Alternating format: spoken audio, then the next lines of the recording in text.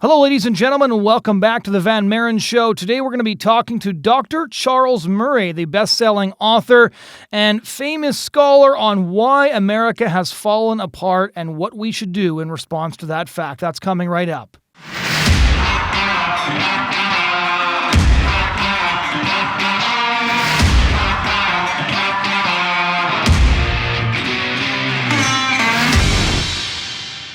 Hello, ladies and gentlemen, and welcome back to the Van Maren Show on LifeSiteNews.com.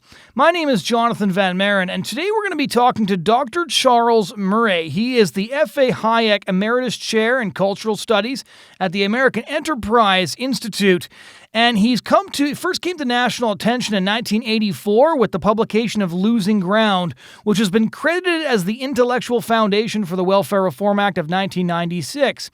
His 1994 New York Times bestseller, The Bell Curve, co-authored with the late Richard Herrnstein, sparked heated controversy for its analysis of IQ in shaping American class structure. His other books include What It Means to Be a Libertarian, Human Accomplishment, In Our Hands, and the recent New York Times bestseller, Coming Apart, The State of White America. He joins me to discuss the conclusions in that book, the state of American society, and where we go from here. All right, just to start off, for those of our listeners and viewers who aren't as familiar with your background, maybe you could just tell us a bit about your background and how you became the researcher and the scholar that you are.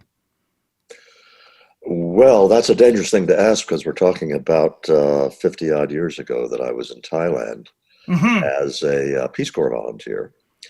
And I was working in Thai villages, and after I stopped being a Peace Corps volunteer, I started to work on research projects, which at the time in Thailand were being sponsored by USAID, the Department of Defense, everyone else, because Thailand had an insurgency and we were trying to win the hearts and minds of the villagers. So I won't go into this at any great length, but I did research in Thai villages, and I discovered that I understood things about Thai villages that I didn't think anthropologists did understand. And I wanted to be able to express those using evidence that could be compared and tested. And so I became interested in quantitative social science methods. I went back to MIT, got a PhD with quantitative methods as one of the main themes of my work. And I've been working as a social scientist, an applied social scientist ever since.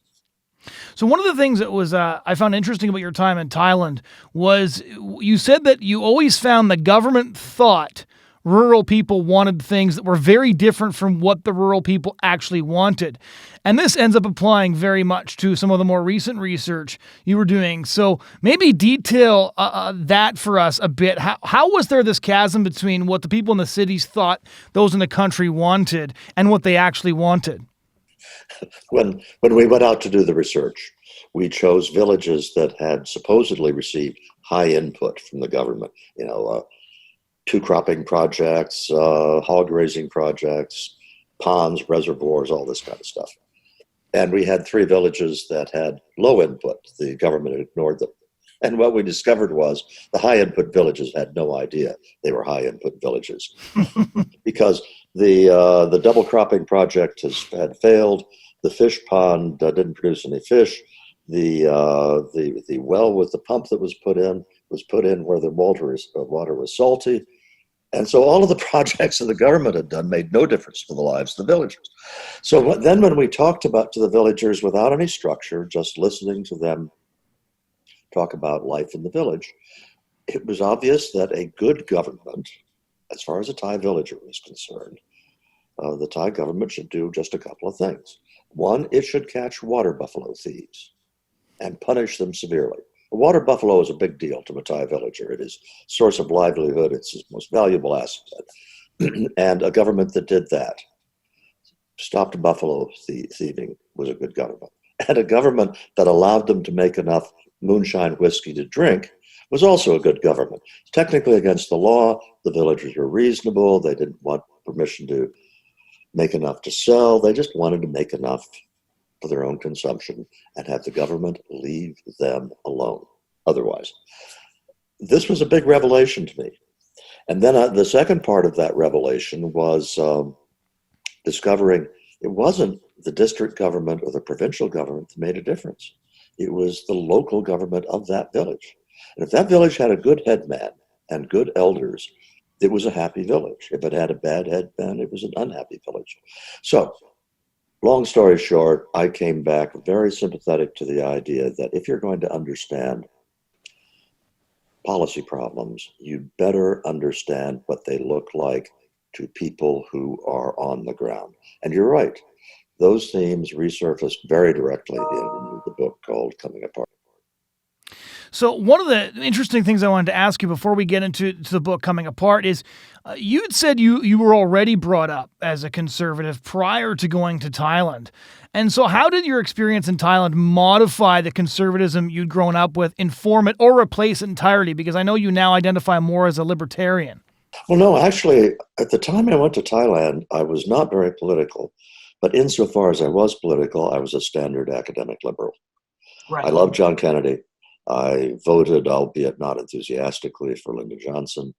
But I wasn't very political at all. And what Thailand did wasn't immediately make me say to myself, oh, you're a libertarian. What it did do was make me very suspicious of a lot of the things I had heard about what the government ought to do to make people happy. And so I went into the 1980s when I left a very safe, well-paying job as a nonpartisan researcher on contract with the government. At the time I left, I knew that I wanted to explore the relationship of government to people's satisfaction with their lives, but I didn't do it from an explicitly libertarian perspective. That came with the writing of Losing Ground, where when I got to the end of the book and I was supposed to put out my policy recommendations, I realized that none of my policy recommendations were practical, and all of them were leading me in the direction of saying the government should do much less to interfere in people's lives, give them much more choice. I was a libertarian by convincement, not by upbringing. Right. So let's get into your book, Coming Apart, The State of White America. Just to start off, how would you summarize the thesis of that book? I recognize how difficult that's to do considering its length. It's not the whole book, but it says, look, we have a new upper class that is different in kind from anything we have had before in this country. We've always had rich people and poor people, but we have not had an upper class which saw itself as culturally distinct from the rest of America.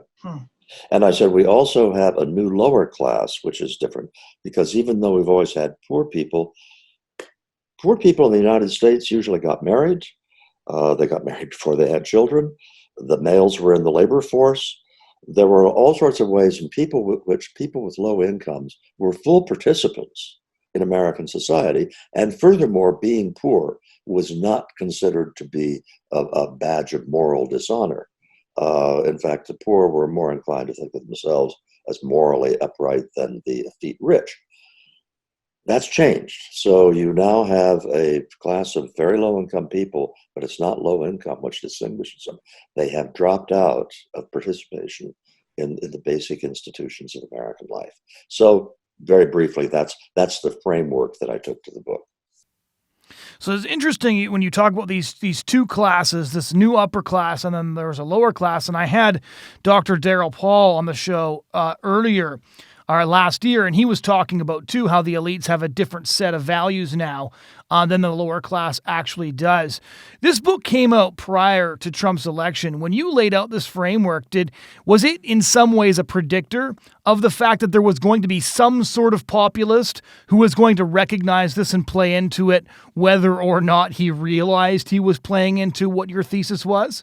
You know, it's very interesting because I didn't have any sort of political implications in mind at the time I wrote it. And I remember thinking to myself, there's a lot of anger out there. There's a lot of discontent with the new upper class. And when I tried to say to myself, well, but how would this manifest itself? I did not have the imagination to see that Donald Trump would embody this anger and catalyze it and lead to a successful political movement. In my own defense, did anybody else see Donald Trump as the leader of this? So what I underestimated in coming apart was the political potential, Right. The anger. But I did identify the anger and resentment, which resulted in the election of Donald Trump. So digging into this a little bit more, when you talk about this new upper class, maybe describe it for us. As you said, there's always been the rich and the poor. There's examples at every different point in American history, from the railway barons all the way through to the New York liberals of the 80s and the early 90s. So how would you describe this new upper class? What does it look like? Who are some prominent figures in it? I guess make this accessible for people who have never really heard this thesis in detail before. And I don't want to emphasize the political aspects of it. I'm not talking about a left liberal upper class versus a different kind of conservative upper class. I'm talking about a difference in culture. Mm-hmm. And just let me run through some of the elements of the culture that are different. Family life. The new upper class is likely to be very dismissive of the traditional two-parent family in their writings. And they will talk about, we must understand the family has changed in modernity. There are now many types of families. Guess what? Members of the new upper class still get married in large numbers, and they have their children within marriage, and they behave in terms of child upbringing very responsibly. They, in fact, in many cases, are helicopter parents, and they're way too energetic in raising their kids. But they are living a life that is now very alien in low-income America, where you have very high proportions of children being born out of wedlock, people not getting married, where you have now I'm talking about sort of the bottom of society, where child abuse is sadly very common, and it's especially common because of men living in the home who are not the biological parents of the children. That's where it's focused. Okay, so you have the family is alive and well in upper middle class, in the new upper class. It is decaying very badly in the lower class. But there are other less horrific kinds of differences. Consider the radio and television the new upper class listens to. It's NPR for radio, basically. And television, they don't watch much. If they do, it's Downton Abbey or it's movies. This bears no relationship to the television and movies and radio that is listened to not just by the new lower class, but the middle class. A completely different set of cultural inputs coming in. The age of marriage is very different. If people get married in the new upper class, it's usually in the mid-30s or early 30s, sometimes later. The vacations people take. The new upper class no longer goes to fishing camps in northern Minnesota where they're hanging out with lots of people from lots of different classes. They go scuba diving in Belize where they're with others of their own kind. I can't keep going on, but I think this gives you a sense of the degree to which they really live in very different worlds culturally. And the new upper class shows very little interest in trying to become less isolated from the rest of the country. Well, it's sort of interesting when you say that this is not on political lines explicitly, because that's basically the case that Tucker Carlson has been making for a couple of years now, is that the Trump phenomenon showed that the establishment of both parties were wrong, that to some degree the sort of country club Republicans and the liberals that you described are actually part of the same class. They're going to meet each other at the scuba club in Belize. They're doing the same sorts of things, watching the same entertainment. And so this is why the political upheaval affected both parties so enormously. But I guess one of the things I wanted to know is conservatives have traditionally been very resistant to this idea that there's a growing chasm between the rich and the poor. That sounds like very Marxist or socialist language to most people, mainly because they're so wary of the solutions that the left is proposing to that problem. But it's obviously true that this is the case.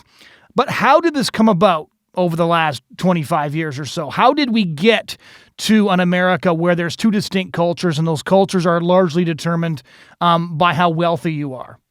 First, I just want to underscore that I agree very emphatically with what you said, and I agree with a lot of what Tucker Carlson is saying.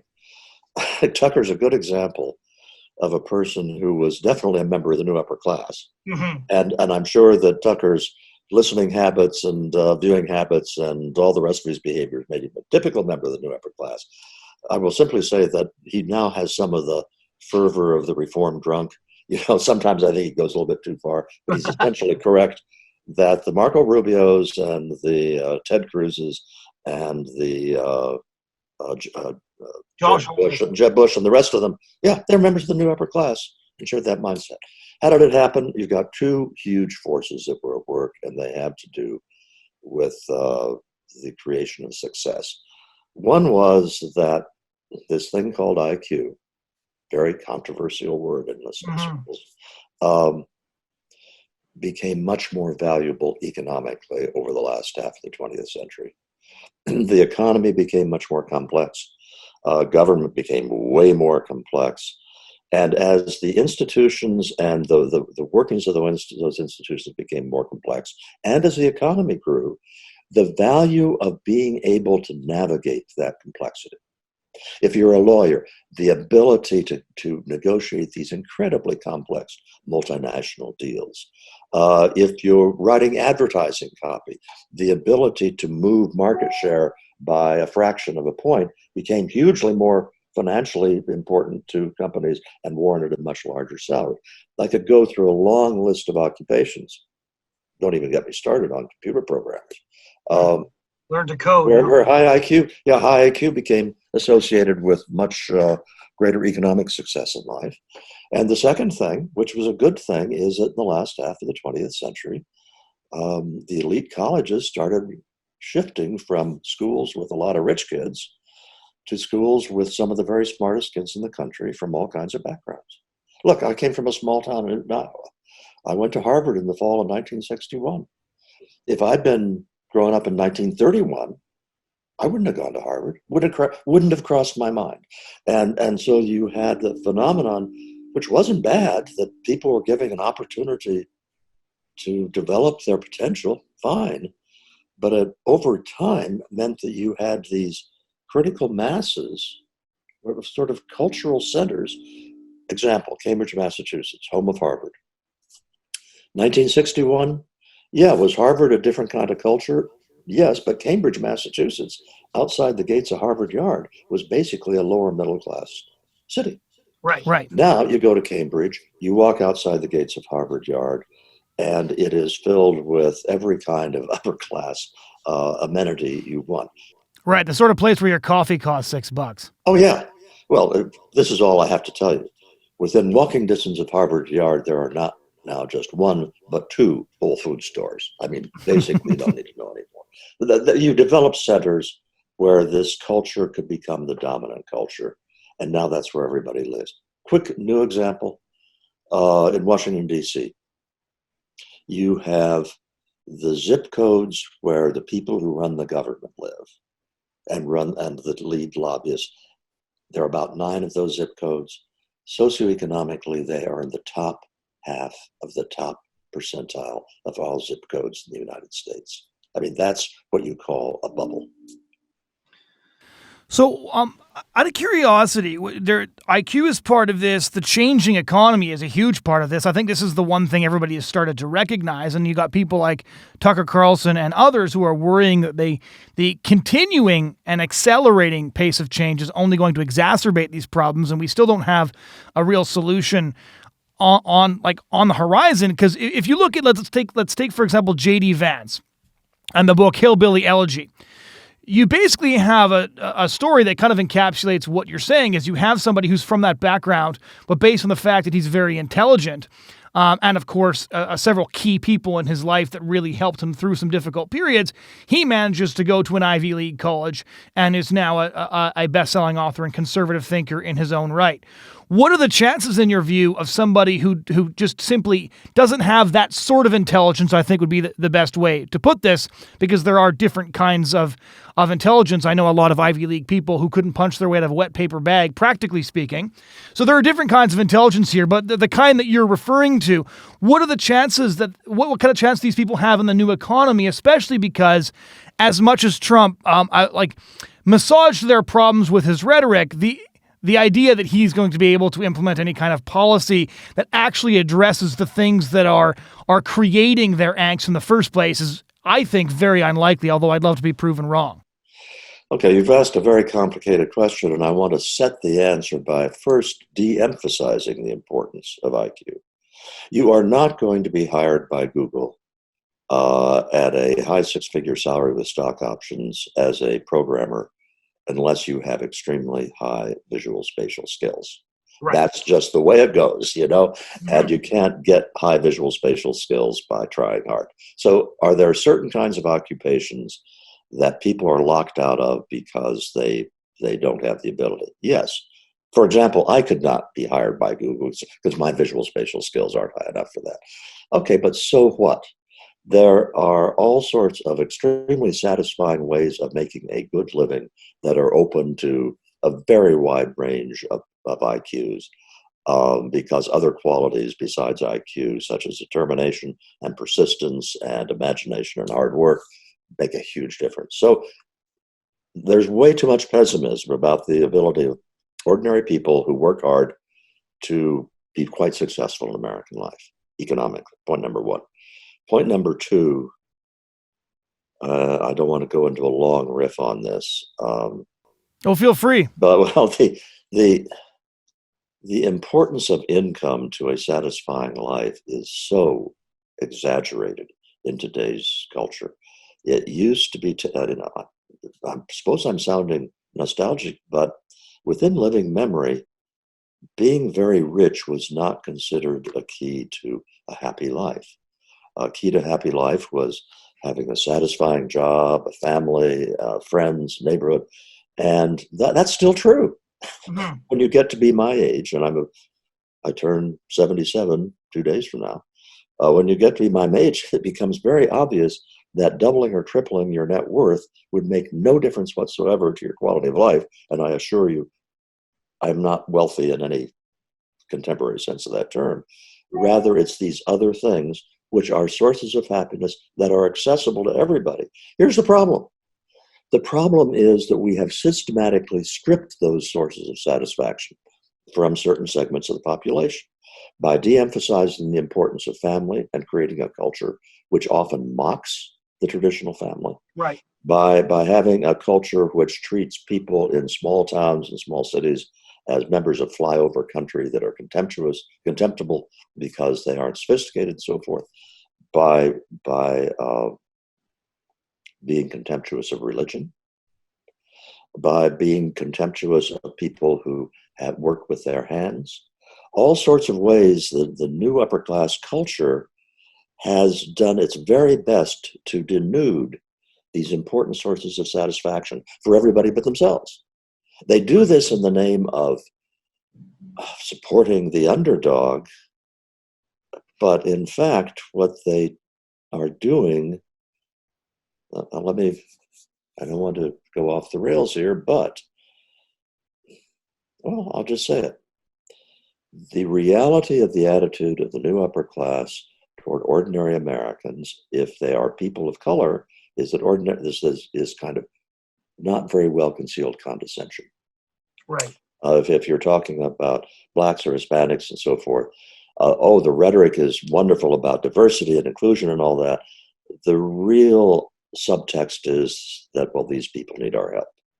If you're talking about the attitude toward ordinary Americans who are white, the new upper class, and this is concentrated on the left, is openly contemptuous.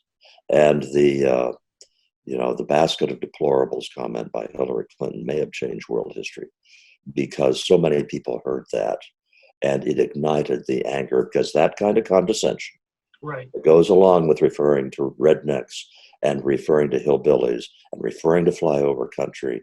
That resentment at being looked down on by these, thinking of a word that I will not regret saying, by looking by these people, that was just about to get very interesting there. That has just been enormously destructive of the ability of ordinary people to say to themselves, there's no problem with me making a happy life for myself. Right. There are a few basic rules I have to follow, and if I do it, I'll be fine. That idea has been lost. And this is very interesting because your research has indicated this, and Senator Ben Sasse, in his most recent book, Them, Why We Hate Each Other and How to Change, has also touched on this, going through the things that people actually need to be happy, such as people who love them and that you love back, a worldview that helps you to make sense of death, work that you actually get something out of. None of these things actually have anything to do with income, although income would, of course, hugely help in terms of being able to get the health care you need and things like that. But at a certain point, more money means nothing. Once you're comfortable and you can provide for your family and things like that. And one of the things I wanted to ask you, especially after having gone through some of your work, is to what extent has social media, which of course is sort of like the boogeyman in every room, but the reason I'm interested in this in the context of what you've been saying is that I feel like one of the reasons people can't be happy with what they have is because they literally spend their waking hours looking at all the stuff other people have that they don't have. So for example, I'll just like even a common example from myself, I was like, I'm a pretty content person. My one obsession is and always has been books. I can now go on social media and follow Instagram pages of the best libraries in the world and go from very pleased with my room full of books to, very envious of somebody else's $1 million library, right? And now if you're unhappy with certain aspects of your life and you're just getting the very best of everybody else from every social class, I feel like social media is the one way that classes interact, but everybody goes away being worse because they're either envious or contemptuous. Yeah, part of me wants to agree with what you said pretty unreservedly, but then I go back and think of the 1930s. You were in the midst of the Depression, and what are some of the most popular the movies? Philadelphia Story, which is, of course, set in the wealthy suburbs of Philadelphia. There are lots of stories about rich people there, showing a life that was completely inaccessible to people who were struggling to find jobs. Yet the movies were very popular. There was no envy associated with them. So first, I tend to agree with you that these days you have in front of you images of people with the 200-foot yachts and with the huge mansions and all that all the time. Mm-hmm. And I think that contributes to it. What's the difference? Why is it that you could have movies in the 30s that were so popular? And one of the reasons was that in those movies, the rich were not presented as being better. On the contrary, they were often presented as being sort of kind of objects of fun. Right. And the moral of the movie was often that the wealthy came to realize, the true virtue and so forth of the ordinary Americans. Right. The whole culture was saying that the rich, in a lot of ways, had a lot to learn from ordinary Americans. And that kind of culture is one in which the rich could be looked upon as, well, that might be nice, but that's not me. And now, why can't I have $1 billion? Why should that guy have $1 billion?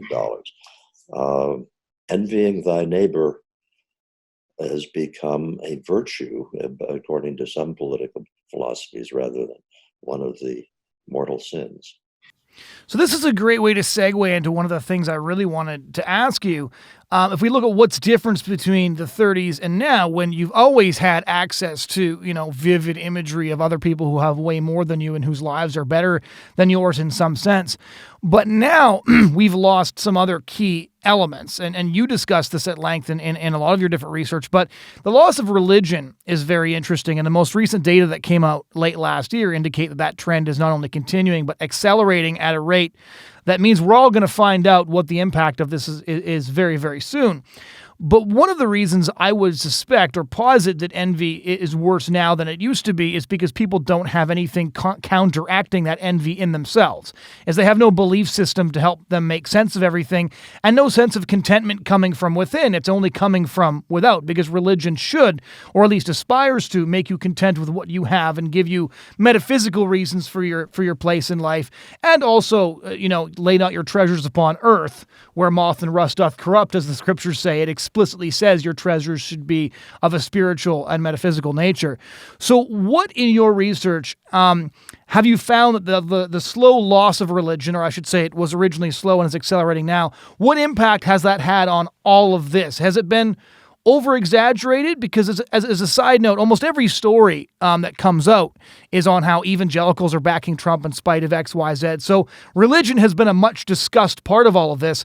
But what, to your mind, has the loss of religion contributed to the current situation of coming apart? It's a complicated situation because the research, for example, does show a lot of secularization. Mm-hmm. But one of the things that researchers are still struggling with is, well, how much is it that people who only went to church, if they're Christians, on Easter and Christmas, right, they used to answer the Gallup poll by saying they were Christians, okay? And now they're very likely to answer the Gallup poll, because they no longer even go on Easter and Christmas, as saying they're atheist or agnostic. right. But they were never really, religion was never really an important part of their life. So to some extent, we may be capturing numbers now which are more accurately limited to people for whom their faith really is an important part of their life. So that's a mitigating factor. And I want to give another mitigating factor. There are some signs, I think, that religion is starting to be taken more seriously by the new upper class. This is anecdotal, okay? But Ross Douthat, a devout Catholic, is on the New York Times pages. David Brooks, who writes often about spiritual matters, is on the op-ed page of the New York Times.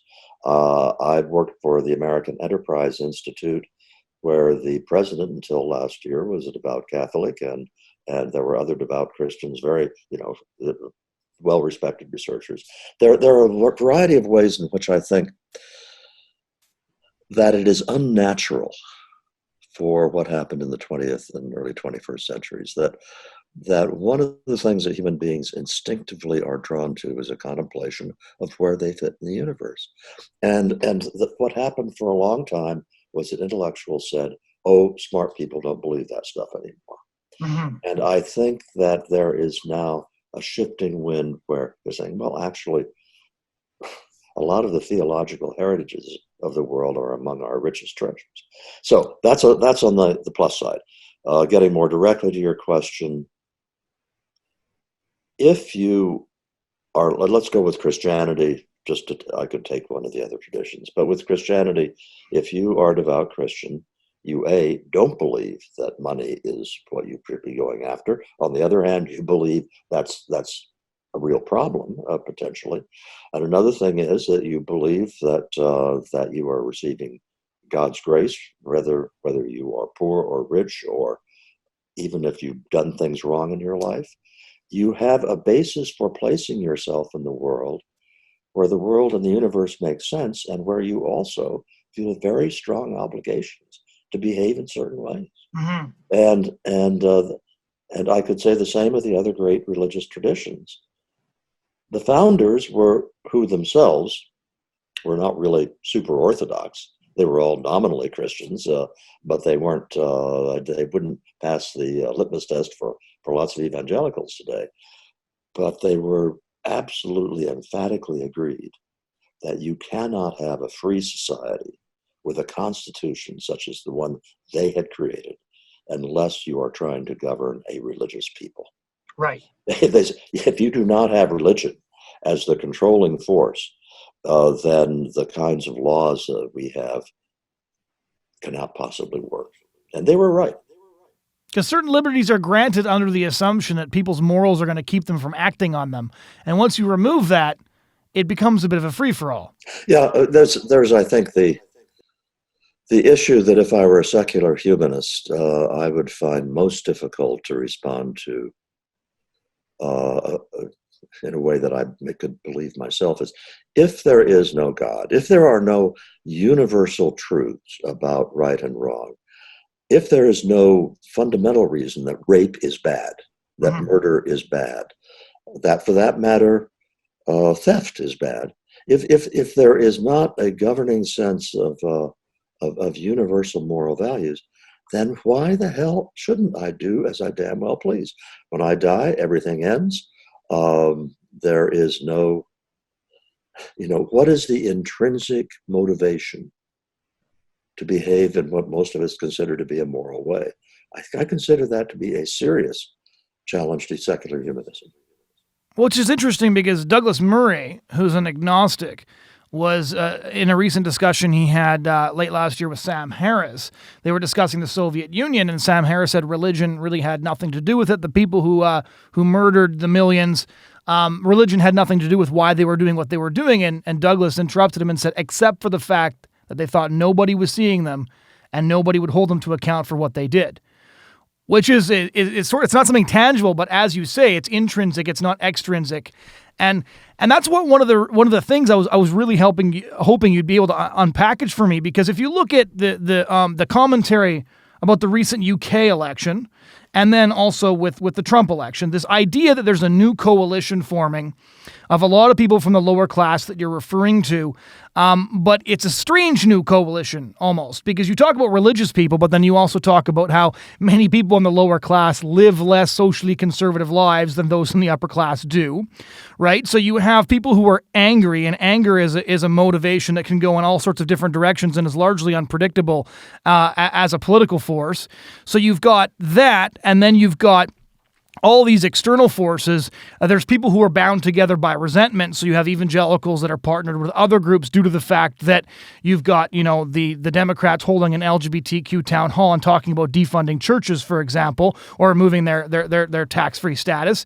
And so you have these unlikely coalitions banding together while simultaneously other ones are falling apart. So the Republicans are always the party of big business, and big business has now wrapped itself in the rainbow flag, is threatening to pull out of states that pass religious liberty or pro-life laws.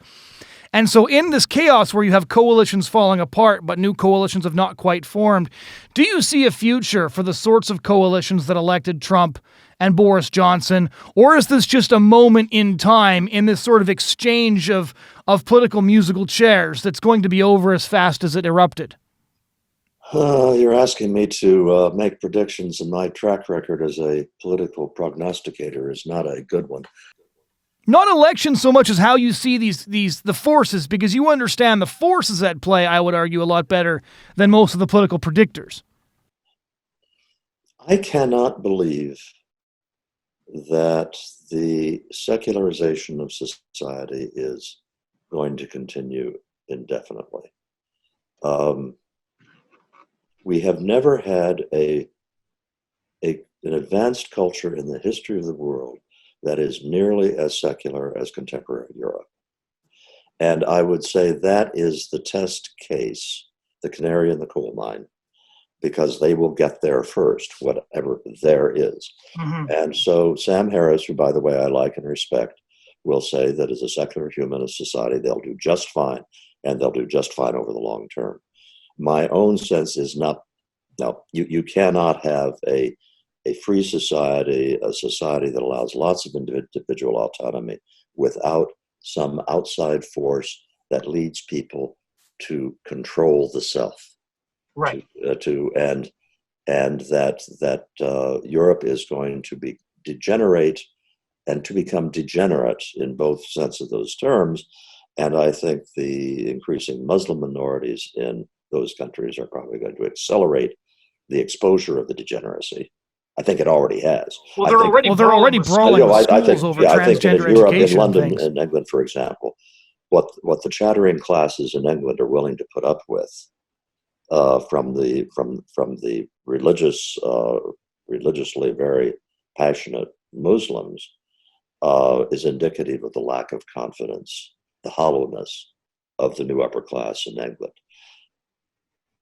So if you start from the premise that over the long term, highly secular societies are going to break down, then I think you are looking at a future in which there is a kind of resurgence of religiosity, but it could take one of a couple of forms.